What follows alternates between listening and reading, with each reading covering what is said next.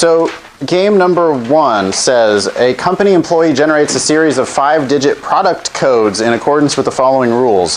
The codes use the digits 0, 1, 2, 3, and 4, and no others. Each digit occurs exactly once in any code. The second digit has a value exactly twice that of the first digit. The value of the third digit is less than the value of the fifth digit.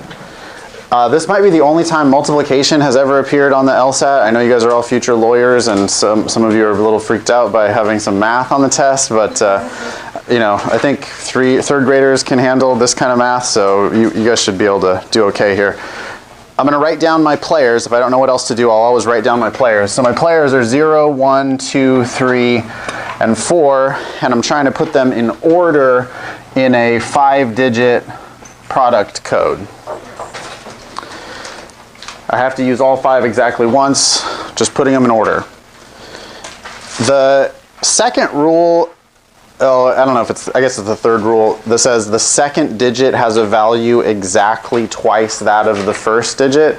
That's really the key to understanding this game, and this is a game that you can just absolutely smash. Okay, this is a game that some people are going to do in 5 minutes with almost no problem. And the way you do this game in 5 minutes is you realize that the first 2 digits can only be 1, 2, or 2, 4. If you did that, just that right there, I almost guarantee that you killed this game. Okay? That's the only way that you can have the second digit be twice the first using these 5 digits. We have a rule then that says the third digit is less than the fifth. So I might just make a little notation here. The third this is a less than sign, so the third digit is less than the fifth. I could do the same thing up here. Third digit is less than the fifth. And then I might go just one step further, which is that eliminates from contention like in both worlds, 0 now can't be last because the fifth digit has to be higher than, right? So in the first world, I've used my 1 and my 2. I'm left with 0, 3, and 4. So this has to be 3 or 4, and this has to be 0 or 3. In this world, I've used the 2 and the 4, so I'm left with 0, 1, and 3. This then has to be 1 or 3, while this has to be 0 or 1. Follow all that?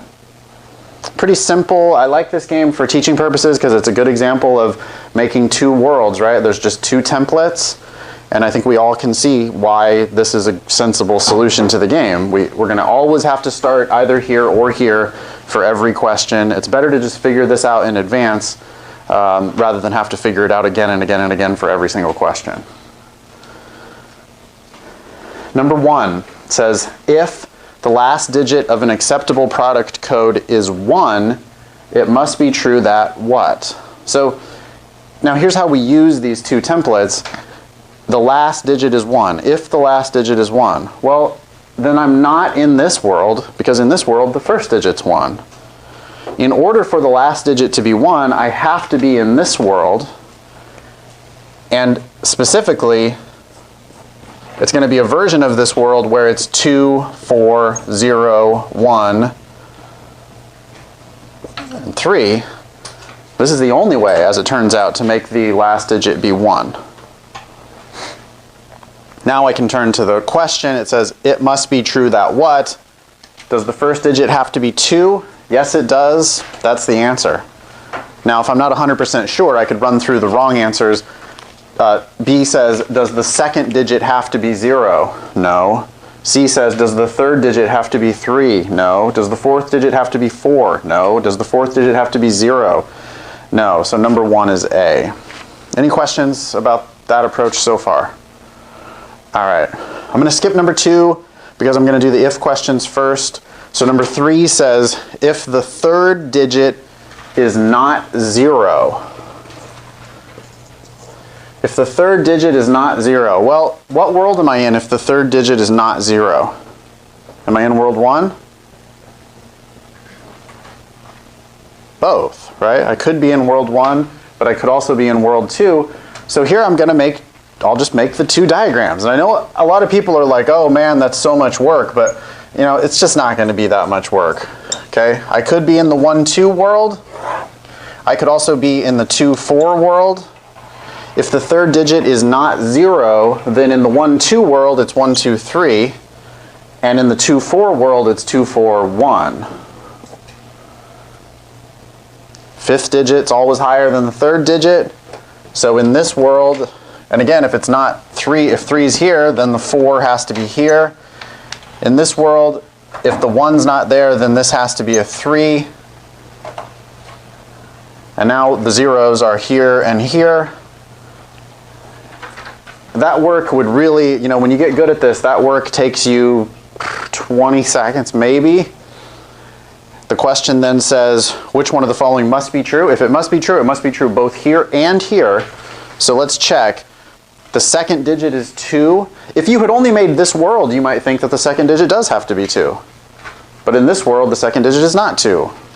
So it's not A. How about B? The third digit is 3. Again, in this world it is, but not in this world.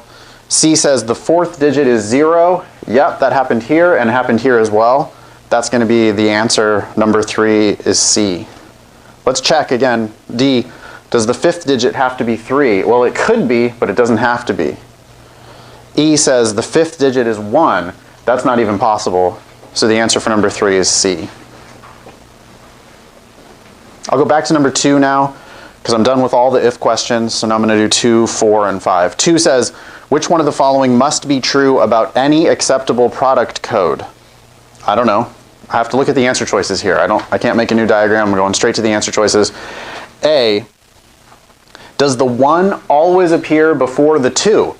Look at your previous work. I've already seen the 1 be after the 2. So that's not the answer. How about B, 1 before the 3? Again, no, I've seen the 1 be after the 3. How about C? Does the 2 always have to be before the 3? Well, it was before the 3 here, and it was before the 3 here, and it was before the 3 here. And oh, by the way, if you look at your 2 starting templates, they always have to be either 1, 2, or 2, 4. And in either case, the 2 is going to be before the 3. So that's the answer. Number 2 is going to be C. Number 4, any of the following pairs could be third and fourth except. So we're looking at these 2 spaces, third and fourth. Any of the following could be third and fourth except. Any answer with a 2 in it would have been really good, right? Because 2 can never be third or fourth. But glance at the answer choices, there's no 2's anywhere. So third and fourth, which one's going to be a problem? I don't know. I'm going to have to just test them. How about 0, 1?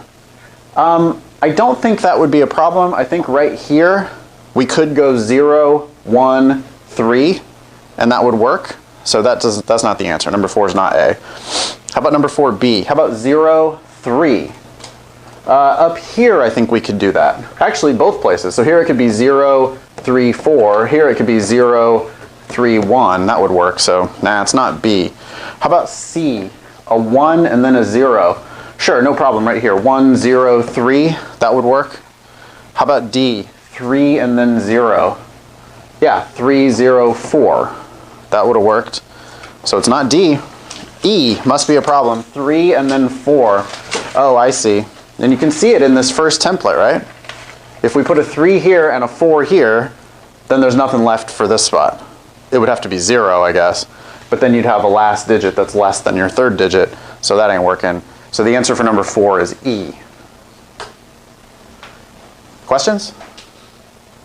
Number 5, which one of the following must be true about any acceptable product code? There's exactly 1 digit between the 0 and the 1. No. Previous work, I've seen there be 2 in between the 0 and the 1. I've also seen there be 0 in between the 0 and the 1. So that doesn't always have to be true. How about B? There's exactly 1 digit between the 1 and the 2. No, there can be 3 digits between the 1 and the 2 if we do it this way. C says there are at most 2 digits between the 1 and the 3. And if I look at this first template, I think that's not the answer. Because at most 2 digits, that means it's not possible to put 3 digits in between the 1 and the 3. But it is possible, because if I start off 1, 2, I could go 0, 4, 3, and then I'd have three spots in between the 1 and the 3. So the answer is not C. How about D? There are at most 2 digits between the 2 and the 3. Again, no, because I could go 2, 4, 0, 1, 3. So that's not the answer. It must be E again. There are at most 2 digits between the 2 and the 4. And yeah, you can actually see that from these 2 templates, right? I mean, here the 2 and the 4 are right next to each other. And here the 2 is in the second spot, which means even if you put the 4 as far away as it can possibly go, there's still only going to be 2 spots in between those 2. So we believe that we can't ever get the 2 and the 4 spaced out by more than 2. So that's the answer. Number 5 is E. And I would consider that to be a pretty gettable game, despite the fact that it does have some higher math involved. All right, that's that.